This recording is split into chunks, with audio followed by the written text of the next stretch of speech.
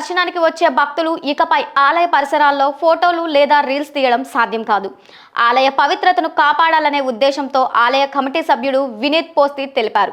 ఎవరైనా నిబంధనలను అతిక్రమించి వీడియోలు చిత్రీకరిస్తే వారిపై చట్టపరమైన చర్యలు తీసుకుంటామని హెచ్చరించింది.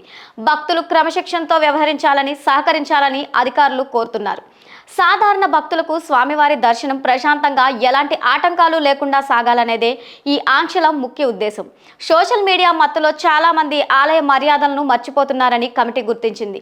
అందుకే ఈ సీజన్ నుంచి కఠిన నిబంధనలను అమలులోకి తెచ్చారు. ముఖ్యంగా గర్భాలయం మరియు ఆలయ ప్రాంగణంలో మొబైల్ ఫోన్ల వాడకాన్ని పూర్తిగా నిషేధించారు. భక్తుల దృష్టి కేవలం దైవ దర్శనంపైనే ఉండాలని, సాంకేతిక పరికరాల వల్ల ఇతరులకు ఇబ్బంది కలగకూడదని ఈ నిర్ణయం తీసుకున్నారు. ఈ మార్పుల వల్ల భక్తులు భక్తిభావంతో ప్రశాంతమైన వాతావరణంలో కేదార్నాథుడిని దర్శించుకోవచ్చు. ఈ కాలంలో పెరిగే రద్దీని నిర్వహించేందుకు జాతీయ రహదారుల నుండి అనుసంధాన రహదారుల వరకు ఏర్పాట్లను పటిష్టం చేస్తున్నట్లు అధికారులు తెలిపారు. యాత్రా మార్గంలో వాహనాల రాకపోకలను నియంత్రించడం, రద్దీని తగ్గించడం, క్రమబద్ధమైన ట్రాఫిక్ ప్రవాహాన్ని నిర్వహించడం కోసం కీలక ప్రదేశాలలో పోలీస్ సిబ్బందిని మోహరించారు.